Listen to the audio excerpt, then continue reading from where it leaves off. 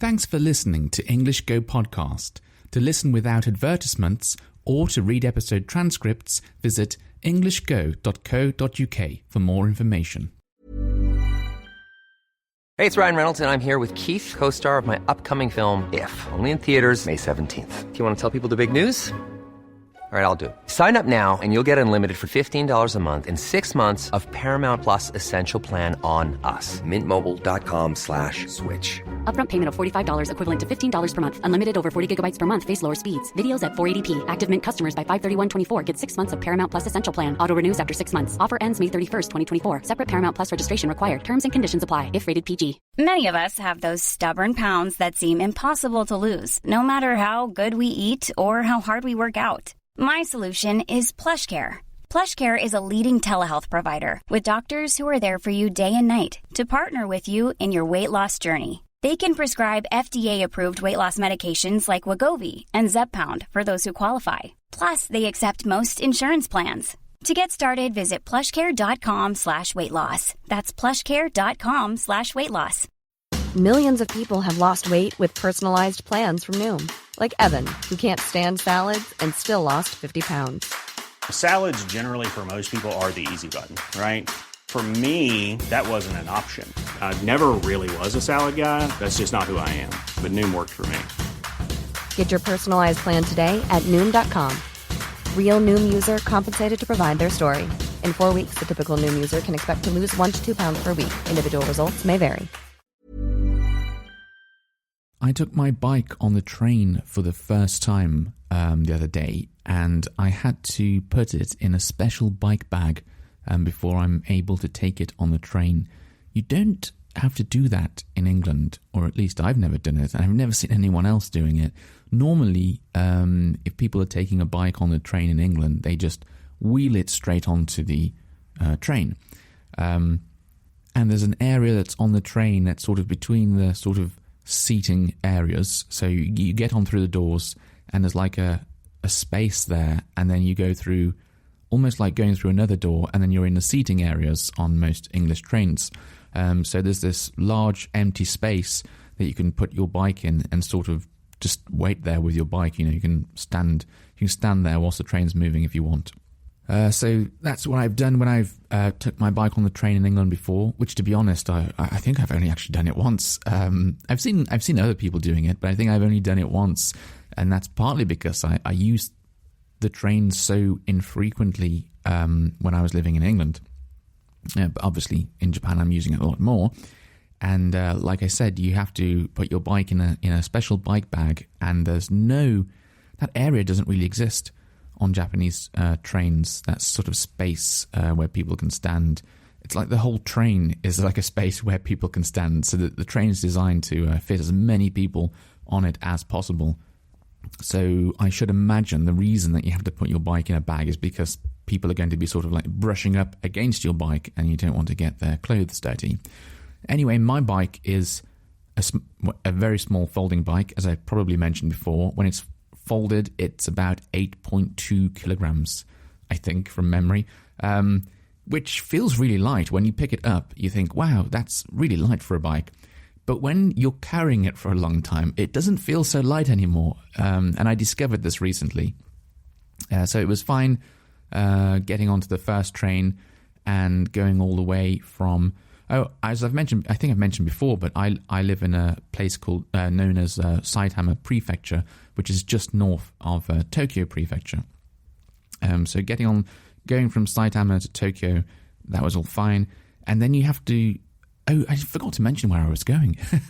So I was going to a place called Chiba Prefecture, and I was going there for two reasons. One, I knew there was a beach there that no one really used, and I wanted to go to the beach and to the ocean, or sort of the ocean. It's actually a bay. It's Tokyo Bay, but it looks like the ocean. You can see the ocean, but on like each side you can see land, I guess. So I wanted to go to this beach, and I also wanted to just take a look around an area that I knew. So I've visited this area in Chiba Prefecture quite a few times before, and so I'm quite familiar with it. And I just thought, I haven't been there for years. like really years. I'll just go and see what it's like again. So anyway, I traveled down from Saitama to Tokyo, and then to move across to travel into Chiba Prefecture, the train that I had to get on, you have to walk.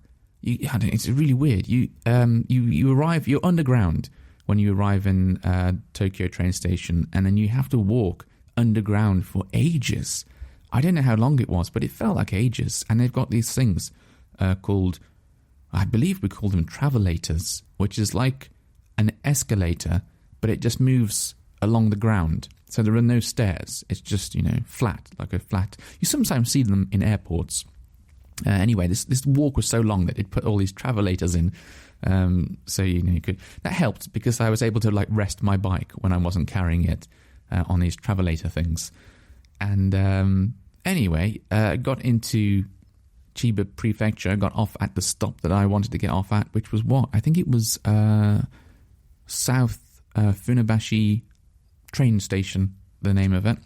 And it's by an IKEA and like a shopping centre called Lalaport. And so I got off the train, got out of the station, and that's when the first change hit me. I noticed, hang on a minute, there's the IKEA, I remember. And there's all these sort of like housing, like a big sort of like flats behind more near to the IKEA. But what's that giant building that wasn't there before? There's this whole sort of like shopping centre that's been built that never used to exist. It's like connected to the train station. So anyway, I started off on my journey. I unfolded my bike because it was all folded up, and the weather was really good. It was warm, and it wasn't. Well, it was. Yeah, it was a little hot, but not too hot. It was like perfect weather, and the sun wasn't out. It was cloudy all day, so I didn't. Well, I thought I didn't have to worry about getting sunburned, but I did get a bit sunburned. But it was cloudy all day, so it wasn't too hot. And anyway, I set out first to the area that I've stayed in many times and that I was quite familiar with. And it was weird going back there after so many years, like really surreal. I don't know how many years it's been now. But my memory of it had sort of faded a little. Like, I felt like I could remember bits and pieces, but maybe not connect everything together. So I was making my way to this other train station on my bike. And it was weird. It was like reliving a dream somehow. It was like there's a place in your memory that sort of doesn't feel real anymore, but you're looking at it now in sort of real life, and it's like everything's very detailed all of a sudden. So maybe in your memory it's like hazy. You can't really see it too well, and then you're looking at the real thing, and it's like, wow, I don't remember all of this. I remember it. It feels familiar, but I just don't remember all of these little details. So I was just riding slowly on my bike, just looking around, noticing all different things. Sometimes noticing that, like, shops I remembered have changed or shut down or something new's opened and that kind of thing as I was riding along this little, like, high street. I made my way to another train station, and then I was riding through, like, a neighborhood area, and I was going back to, like, an area that I'd sort of stayed in before. And I thought, can I remember the way? Or not. I thought maybe I'm going to get a bit lost because it's, like I said, it's been years. But no, I didn't get lost at all. It's like I was going around, and to be honest, it's a bit difficult to get from the train station to this place I was staying. You have to take right and then a left and then a right and a straight on and a left and a right. It's a bit like a maze. But as I was going around it on my bike, as I was trying to find my way there, I felt like this sort of looks familiar. I think I have to take a right here at this corner, but I'm not sure. But I feel like I should, so I just did it.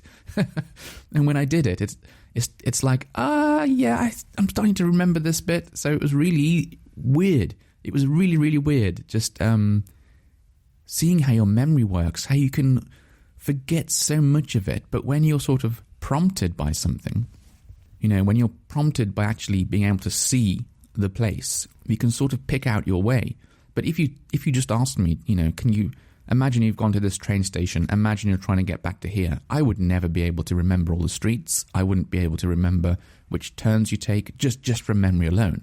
But like coupling it up, like connecting it with the actual place, and then somehow I'm able to pull these directions out of my memory, which I just think is absolutely fascinating. I didn't make a single wrong turn. And I think it's fascinating because it's something I also noticed that I do with language as well. I'm learning Japanese, in case you don't know, I'm sure you do. And there are many words that I forget until I need to use them, and then somehow I remember them. Like when I'm having a conversation and there's a certain word I need to use, somehow my brain can usually remember it. And I think, is that even the right word? Have I just made that word up? Is that a real word? And it is. So it's sort of like that, really, with the, with the finding the directions, remembering things. Like when there's more context to something, your brain can just pull these things out that you think maybe you've forgotten or you're not sure about, and usually it's right. Very impressive, I have to say. Anyway, I'm going to break this up into a 2-part episode, as I have a few more things that I'd like to share with you. Until then, I'd just like to say thank you to everyone who's contacted me so far through my website, englishgo.co.uk/link/message. I've had some really amazing messages, some very, very kind messages from some lovely people, and I have read them all, and I'm slowly getting back. I'm slowly responding to all of your messages. So, thank you very much for sending them, and I've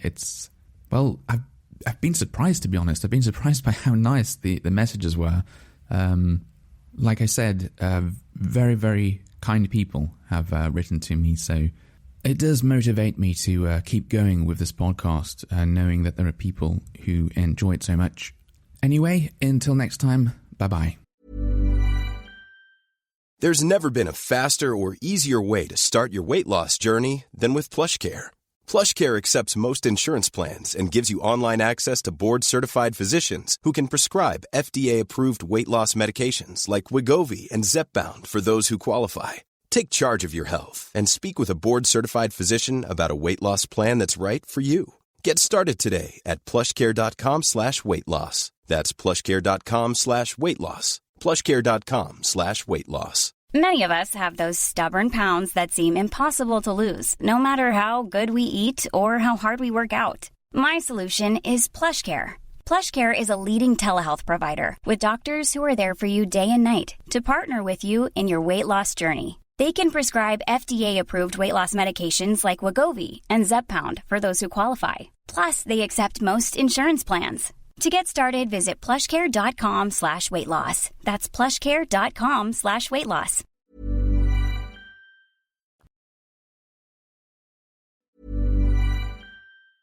Even when we're on a budget, we still deserve nice things. Quince is a place to scoop up stunning high-end goods for 50 to 80% less than similar brands. They have buttery soft cashmere sweaters starting at $50, luxurious Italian leather bags, and so much more. Plus, Quince only works with factories that use safe, ethical, and responsible manufacturing. Get the high-end goods you'll love without the high price tag with Quince. Go to quince.com/style for free shipping and 365-day returns. Imagine the softest sheets you've ever felt. Now imagine them getting even softer over time. That's what you'll feel with Boll & Branch's organic cotton sheets. In a recent customer survey, 96% replied that Boll & Branch sheets get softer with every wash. Start getting your best night's sleep in these sheets that get softer and softer for years to come. Try their sheets with a 30-night guarantee. Plus, get 15% off your first order at bollandbranch.com. Code BUTTERY. Exclusions apply. See site for details. Thanks for listening until the very end of the show. If you've enjoyed this episode, please give my podcast a rating, or if you have the time, write a review. It's a really nice way of letting me know you enjoy these episodes and encourages me to make more of them for you. Thanks very much and have a lovely day.